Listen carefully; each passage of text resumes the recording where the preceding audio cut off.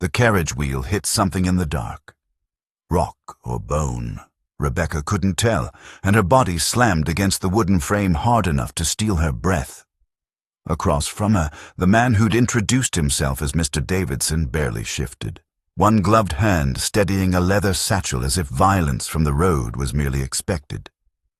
If stories where forgotten women are finally chosen speak to you, subscribe now, because too many people scroll past these stories, just like the world scrolls past women like Rebecca.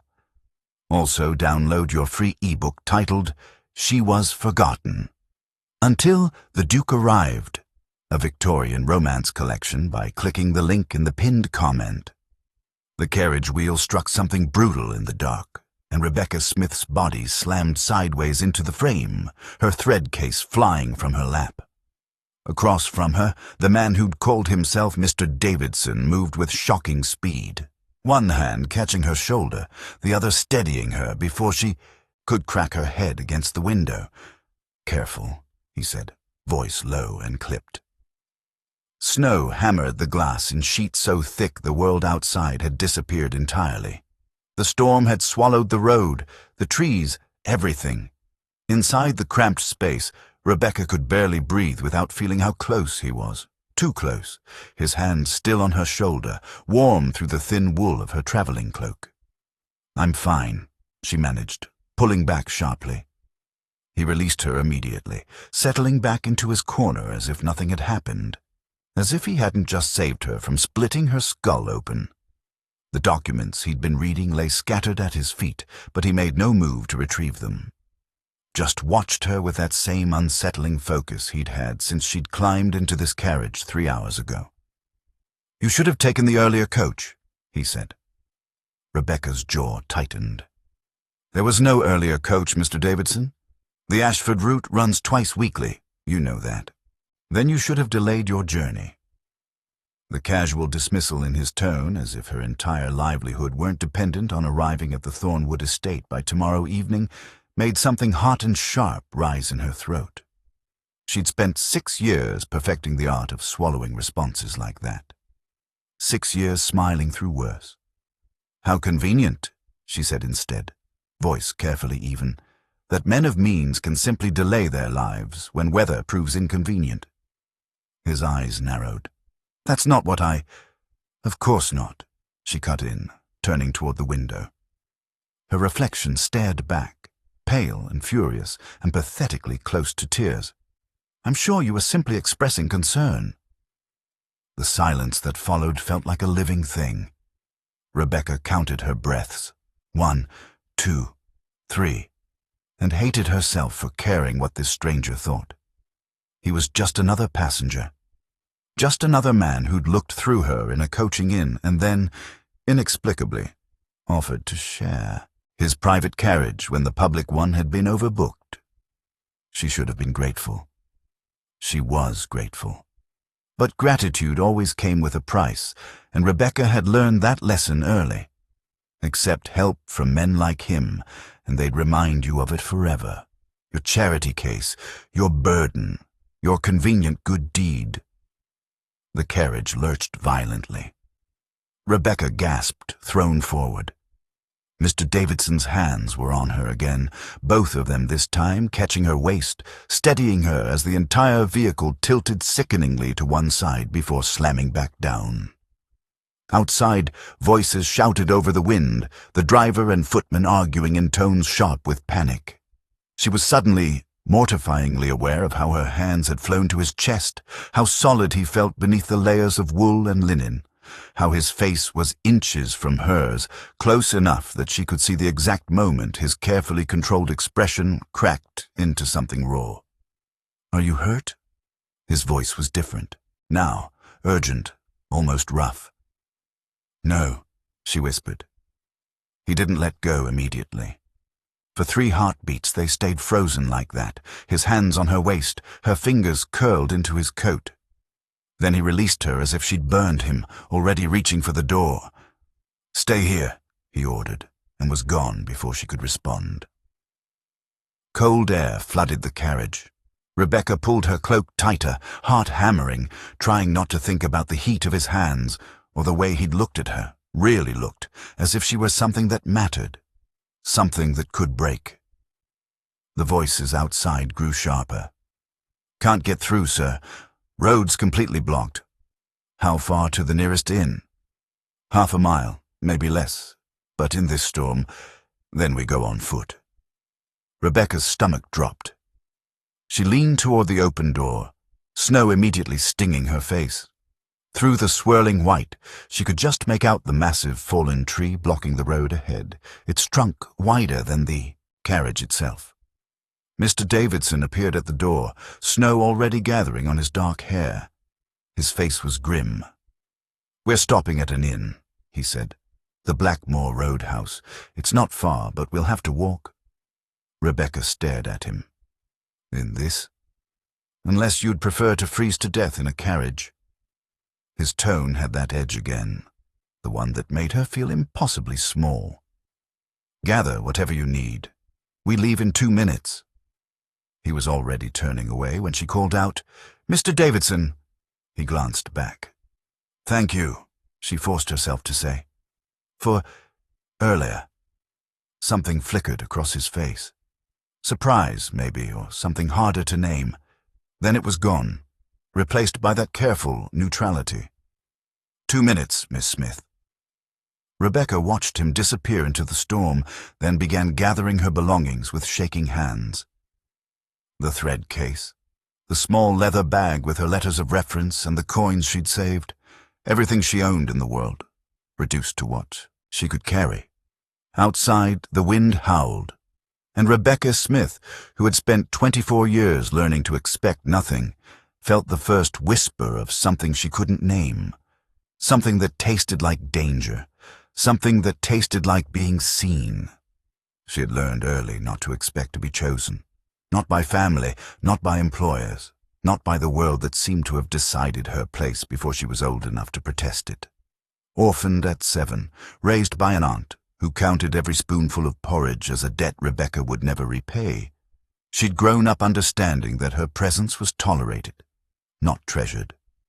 But sometimes, just sometimes, a stranger would do something kind, and that was always when the real danger began. The Blackmore Roadhouse was older than Rebecca expected, its timber frame sagging under the weight of too many winters. Inside, it was chaos. Travelers crammed into every corner, voices rising in complaint, the air thick with wet wool and desperation. The innkeeper's wife stood behind the bar, face flushed and harried, trying to manage 3 arguments at once. A woman demanded a private room. 2 men fought over the last seat by the fire. A child wailed somewhere in the back. Rebecca moved without thinking. She slipped through the crowd, found the screaming child, a girl, maybe 4, separated from her mother in the crush, and scooped her up, carried her to the frantic woman near the stairs.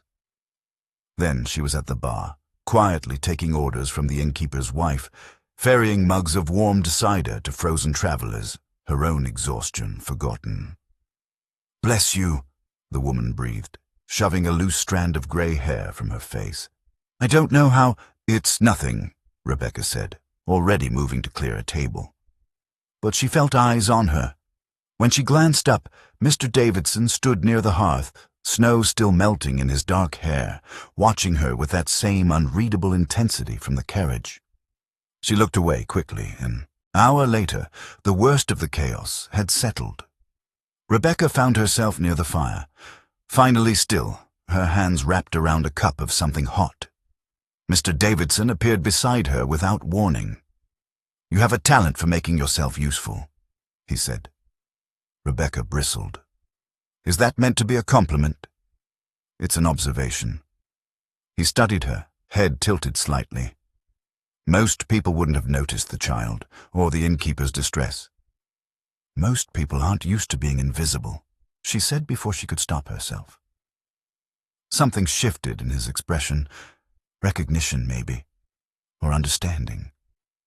"Michael," he said abruptly. She blinked. "I'm sorry." "My name, Michael Davidson." He said it like a confession. If we're to be stranded here tonight, we might as well dispense with formality. Rebecca shouldn't have felt pleased, shouldn't have smiled, but she did. Rebecca, she offered. Rebecca Smith. I know. At her startled look, he added, You introduced yourself to the driver. I have a good memory. For inconsequential things, for things that matter. The words hung between them, too heavy for strangers. Rebecca's pulse kicked unevenly. This was dangerous. This ease, this almost honesty. Men like him didn't speak to women like her this way, not without wanting something. But when she searched his face, she found only exhaustion that mirrored her own. Get some rest, Rebecca Smith, he said quietly. Something tells me tomorrow will be complicated. He moved away before she could respond, claiming a chair in the corner, already distant again. Around them, the inn settled into restless sleep. Whispered conversations faded. Candles guttered. Outside, the storm had finally begun to ease. Rebecca closed her eyes, her cup still warm in her hands. She didn't notice the faint smell of smoke. No one did.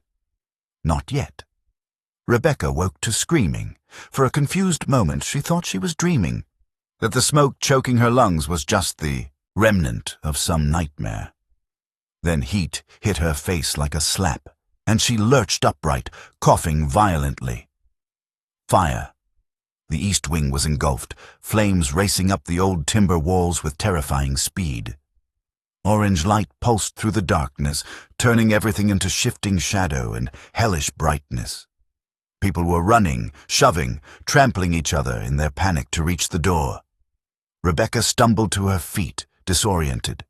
Where was the exit? The smoke was so thick she could barely see 3 feet ahead. Someone slammed into her shoulder, spinning her around. She couldn't breathe, couldn't think. Move! A man's voice, desperate and raw. The crowd surged toward the front entrance, a writhing mass of terror. Rebecca tried to follow, but her lungs were seizing, each breath like swallowing glass. She pressed her sleeve to her mouth, eyes streaming. Through the chaos, she saw him. Michael moved like a sharp object through water. Fast, precise, utterly controlled. Wasn't running blindly like the others. He was assessing. His eyes swept the room with cold calculation, marking exits, counting people, reading the fire's spread like a language only he understood. Their eyes met across the smoke. Rebecca saw something shift in his face, a decision made in the space of a heartbeat. He started toward her, then stopped, turned. His head snapped toward the servants' corridor, the one that led to the back rooms where the kitchen staff slept, where the fire had started. His expression darkened, jaw tightening with sudden, terrible understanding. This wasn't an accident. Rebecca watched him piece it together in seconds. The location of the blaze, the speed of its spread, the way it had erupted from inside rather than creeping in from a forgotten candle or toppled lamp. Someone had set this fire. Someone had wanted this. And Michael Davidson knew it. A beam crashed down 10 feet away, sending up a shower of sparks. The crowd screamed, fracturing into smaller pockets of panic. The innkeeper's wife was sobbing near the bar, trying to count heads. The child Rebecca had helped earlier was shrieking for her mother. Michael stood frozen at a crossroads. To his left, the main entrance, where his men would be gathering, where escape was closest, where safety waited. To his right, the narrow staircase leading to the upper floor, where the cheaper rooms were, where servants and seamstresses and people who didn't matter were still sleeping, where Rebecca had been moments ago, where others still were. His hands flexed at his sides. 2 paths, 1 choice, and less than seconds to make it. Michael didn't hesitate. He turned right, away from his guards, away from safety, toward the smoke-choked staircase where people who'd paid in copper instead of silver were still trapped, toward Rebecca. He took the stairs 3 at a time, his coat pulled over his mouth. The heat was monstrous. a living thing that clawed at. His skin stole the air from his lungs.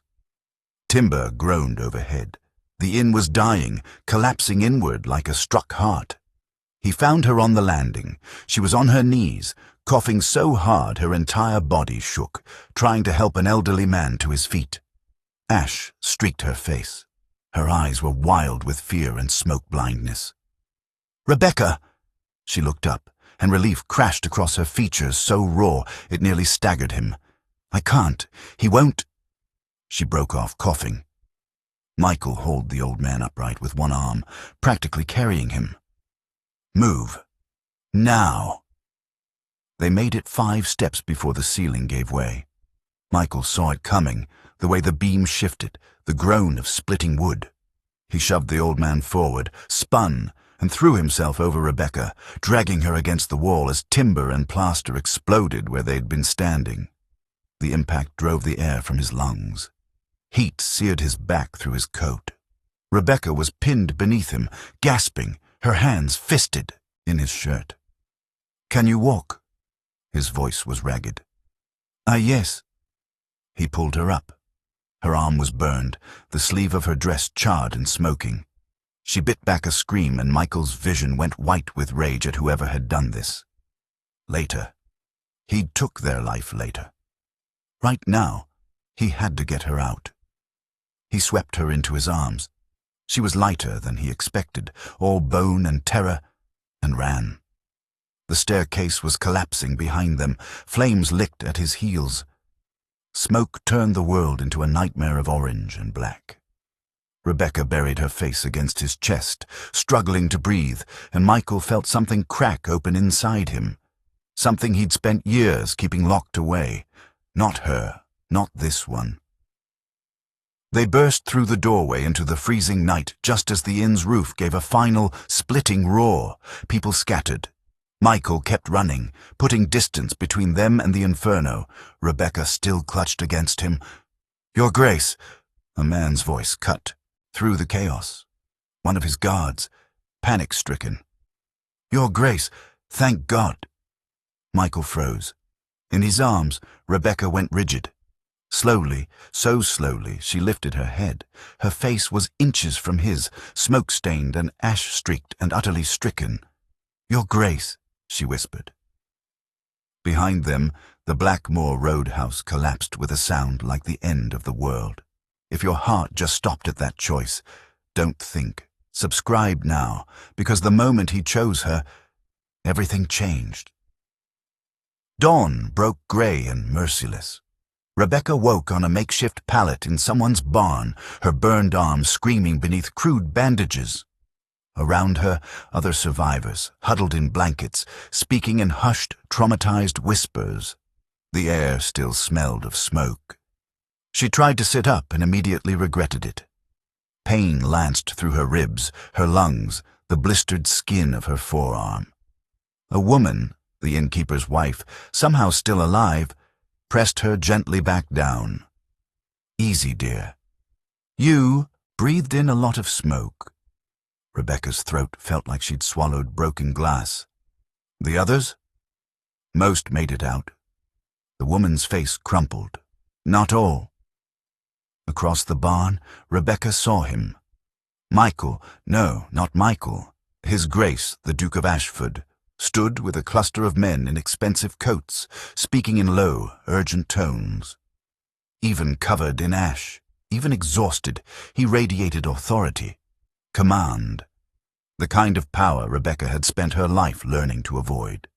He'd lied to her, or rather, he'd let her believe a lie, let her speak to him as an equal, let her smile at him like he was just another traveler, just another man.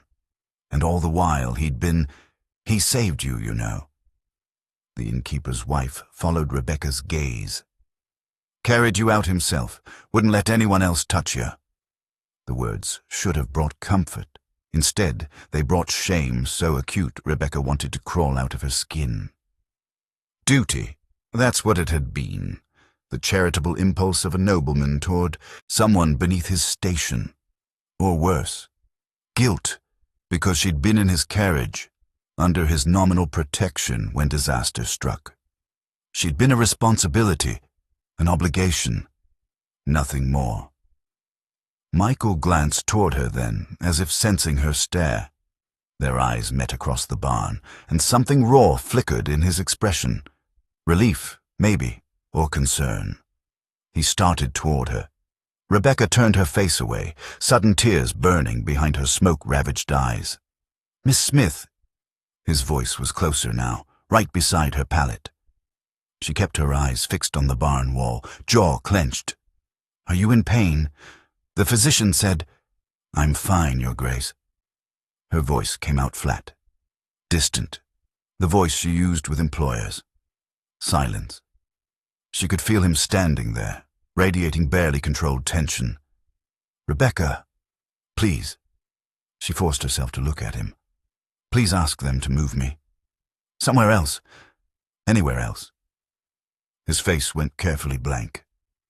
"If that's what you want." "It is." He stood there a moment longer, something warring behind his eyes. Then he turned and walked away, spine rigid, and Rebecca Smith, who had survived the fire, felt something inside her turn to ash. They moved Rebecca to a smaller room in the barn's loft, away from the Duke and his men as requested, away from prying eyes and whispered speculation about why a nobleman had risked his life for a seamstress. Alone, finally, Rebecca let herself break. The tears came silently, burning tracks through the ash on her face.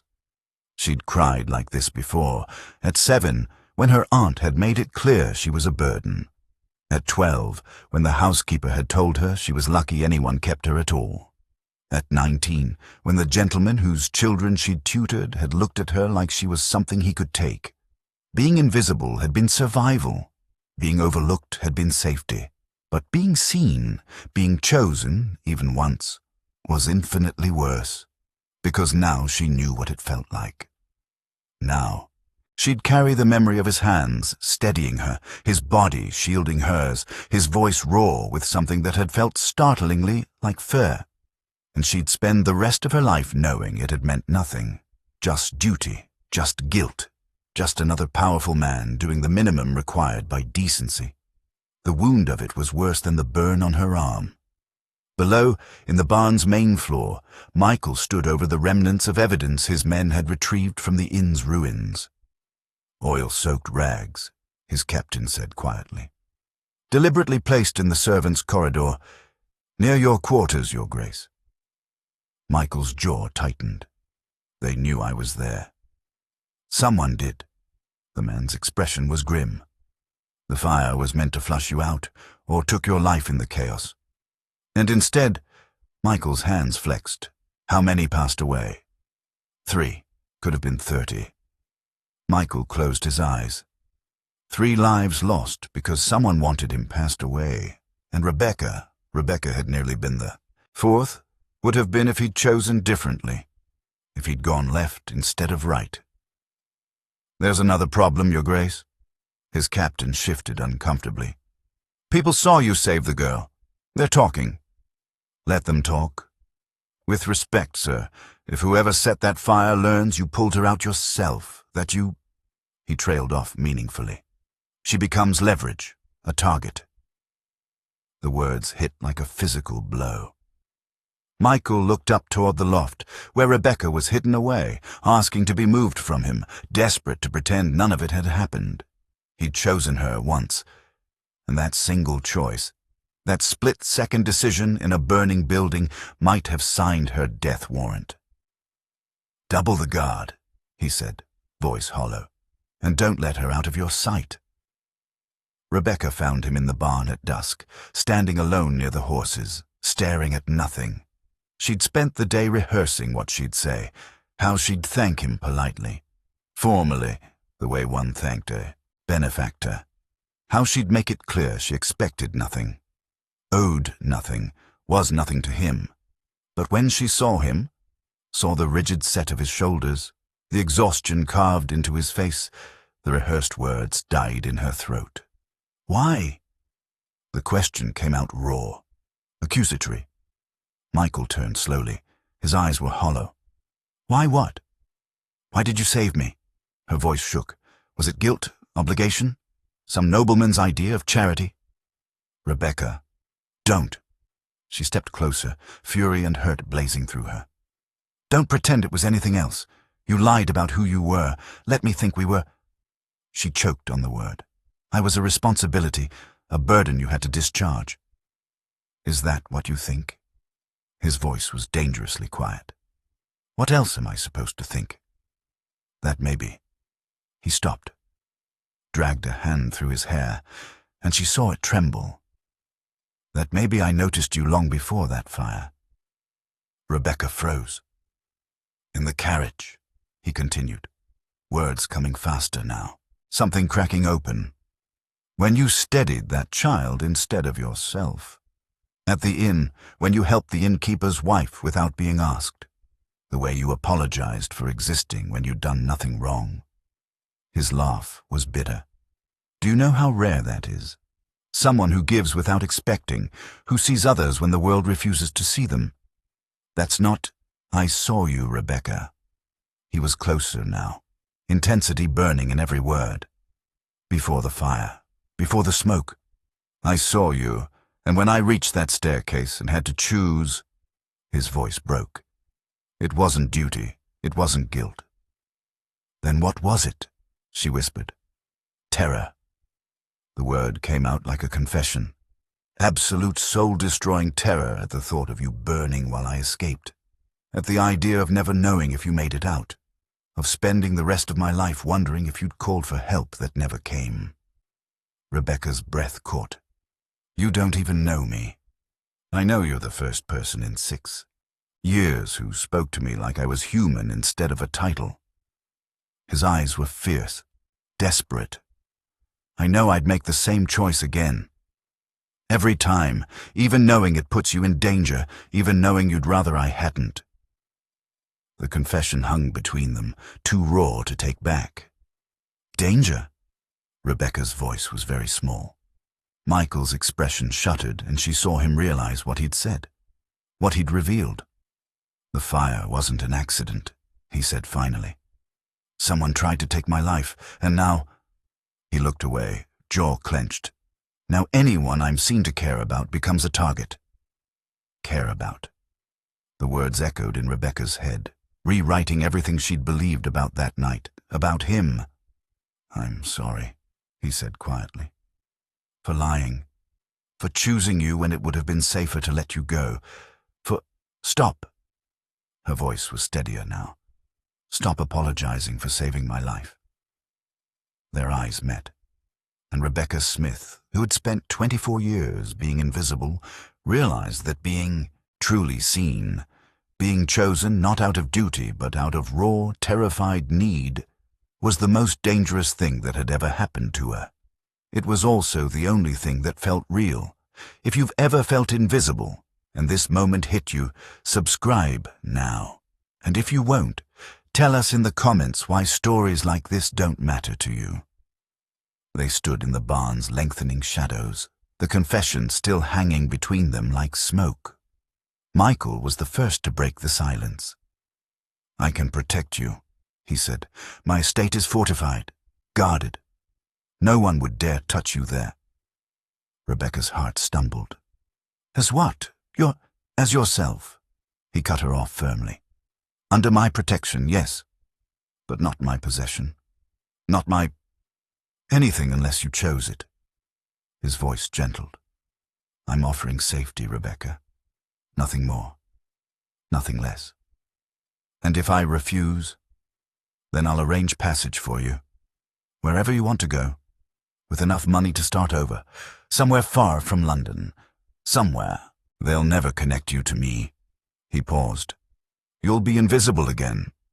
Safe in obscurity. The words should have been a relief.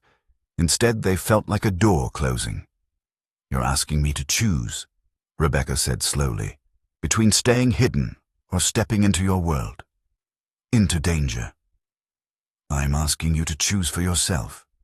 His eyes were steady, honest, not because you're grateful, not because you feel you owe me, but because you understand what each path means. Rebecca's mind raced. She could disappear. Take his money and vanish into some village where no one knew a duke had carried her from flames, where no assassins would ever think to look. She could go back to being what she'd always been, safe, small, forgotten. Or she could step forward, into visibility, into risk, into a life where someone saw her and might see her still tomorrow, where she mattered enough to be dangerous. If I stay, she said carefully, I won't be your charity case. You never were. And if I go, then you go with my blessing and enough resources to build the life you deserve. His voice was rough. Either way, Rebecca, you're not a burden. You're a choice I'd make again. The weight of it, of being given actual choice, not just the illusion of it, nearly undid her. I need time, she whispered. Relief flickered across his face. Of course. Not because I'm ungrateful. Rebecca, he said her name like a prayer. Take all the time you need. The offer stands. No pressure, no expectations. He turned to leave, then paused. For what it's worth, he said without looking back. I hope you stay. The barn door closed behind him, and Rebecca Smith stood alone in the fading light, holding her own future in trembling hands for the first time in her life. Dawn came cold and clear. Rebecca stood at the edge of the ruined inn, looking at what remained. Blackened timber, ash. The skeleton of a building that had held laughter and warmth just 2 nights ago. 3 people had passed away here. She'd nearly been the 4th. But she wasn't, because a man who owed her nothing had chosen her anyway. Behind her, voices murmured as survivors prepared to depart. Some had family coming. Others were being escorted to the nearest town. The world was already moving on, as the world always did, leaving the lost and the nameless to find their own way forward. Rebecca had spent her entire life finding her own way. She was tired of it. Michael's carriage waited in the yard, dark and imposing. His men stood nearby, watchful. He'd given her until dawn, and dawn had come. No pressure, no expectations, just an offer and the freedom to refuse it. She clutched her small leather bag, everything she owned in the world, letters of reference from people who barely remembered her, coins that would last maybe 3 months, the carefully constructed invisibility she'd wrapped around herself like armor. She could walk away, take his money, disappear, be safe, or... Rebecca's hands steadied. She walked toward the carriage. Michael emerged from speaking with his captain, saw her approaching and went very still. His face was carefully neutral, but his eyes were raw with hope he was trying desperately to hide. Rebecca, Your Grace. She stopped in front of him, chin lifted. I have conditions. Something flickered in his expression. All right. I won't be hidden. If I'm in danger because of you, then I face it knowing why. Her voice was stronger now. I won't be your secret, your shame, you could never be any of those things. And I work. She pushed on. I won't sit idle in your house like some rescued bird. I have skills. I'll use them. Agreed. And if I choose to leave, then you leave. His voice was rough. No chains, Rebecca. I meant that. She searched his face, looking for the lie, the trap, the inevitable disappointment. But all she saw was a man who'd run into fire for her, who'd offered her choice when choice was the rarest gift of all. Then I choose this, she said quietly. I choose forward. The relief that crashed through him was so visceral she could feel it. Michael held out his hand, not commanding, not claiming, offering. Rebecca took it. His fingers closed around hers, warm and steady and real. He helped her into the carriage, and she settled into the seat she'd occupied 2 nights ago. But everything was different now. She was different. The carriage door closed. The wheels began to turn. Through the window, Rebecca watched the ruins of the Blackmoor Roadhouse disappear behind them. watched the place where she'd almost passed away, and where she'd almost stayed passed away in all the ways that mattered, fade into morning mist. Across from her, Michael was watching her with that same intensity, that same desperate, careful hope. "No regrets?" he asked softly. Rebecca thought about invisibility, about safety, about the quiet death of never being seen. "No," she said, "no regrets."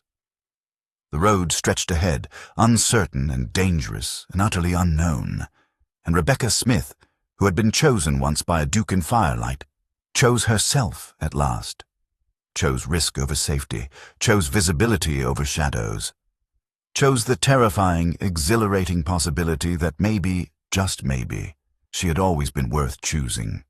Once, the Duke chose her first. Now she chose herself, beside him. Dear listeners, thank you for staying with us until the end. If this story moved you, please subscribe, like, comment, and share it with someone close to you. Your support inspires us to keep creating stories filled with love, healing, and unforgettable twists. Lastly, download your free ebook titled She Was Forgotten. Until the Duke Arrived, a Victorian romance collection